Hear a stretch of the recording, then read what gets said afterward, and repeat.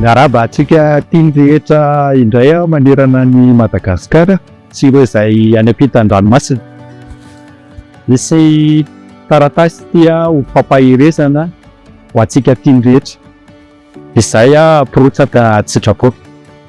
Manana anjara fanompoana foana isika mifandraika amin'ny asa na raharaham-pandaminana eny amin'ny tontolo rehetra izay alehantsika eny. Ho anareo rahalahy Tily ireo porotsaka sitrapo voatendy sy atokisana anatanteraka asa fandaminana amin'ny hetsika ara-piangonana na ara-tsosialy, indrindra amin'izao vanim-potoana ny fitsapana mahazo ny firenentsika izao ary ny loza ara-toebanary izay hifanesa ao anatin'ny vanim-potoana valovana. Fiadanana sery ary fahasoavana anie ho aminareo.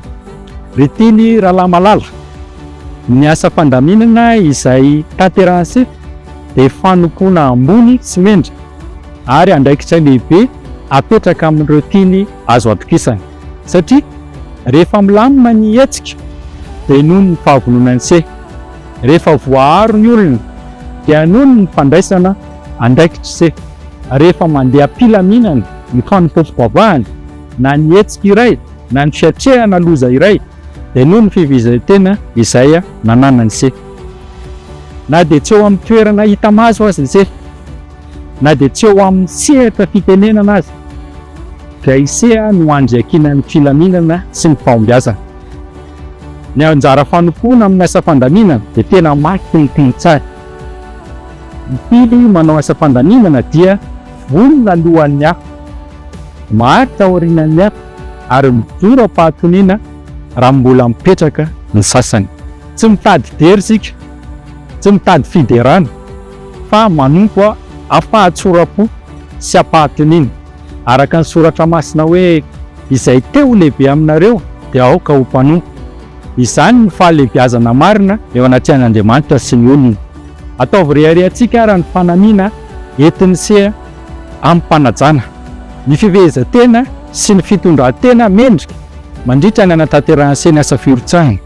Ny fahanginana sy fahatoniana amin'ny fanatanterahana izany ny andraikitra napetraka amin'ny se. Fa tsy omena ny olona rehetra tsy akory io anjara fanompoana amin'ny raharaha fandaminana io na ny service d'ordre, fa omena ireo voafidy matotra ary mendrika ihany. Fanompoana mangina fa misy lanjany lehibe. Mety tsy ho tsikaritry ny olona miasa ny se, nefa mahita sy mankasitraka izany Andriamanitra. Izay mahatoky amin'ny kely dia mahatoky amin'ny be. Ny fahatokisana sehon'ny se anio no fanomanana ny se ho mpitarika tompony ny anio. Ary indrindra amin'izao vanim-potoana hiatrehan'ny firenena rivo-doza sy loza voajanahary izao, ny firotsahan'ny se sitrapo dia fanehoana mivantana ny fanahin'ny Tily, fanompoana, fahafohizan-tena ary fitiavana ny namana.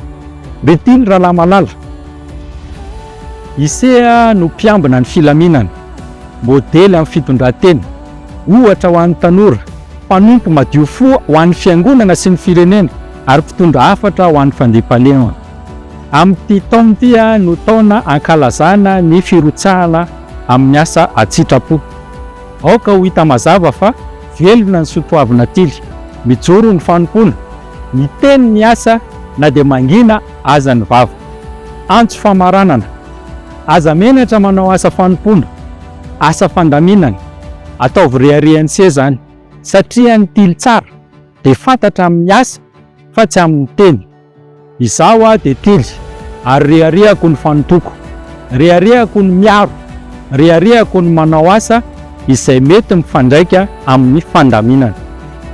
Mitsodrano ara, ny tompon'ny fanompoana ny se no hanome hery sy fahendrenan'ny se, hiaro an'ny se amin'ny loza sy ny fahoriana ary hanamafy an'ny se amin'ny asa tsara rehetra izay nataon'ny se ankehitriny sy manjakizay. Tandrovy ho ao anatin'ny antoka lavitra ny loza foana ny fanatanterantsika ny asa an-tsitrapo. Mankasitraka ry se.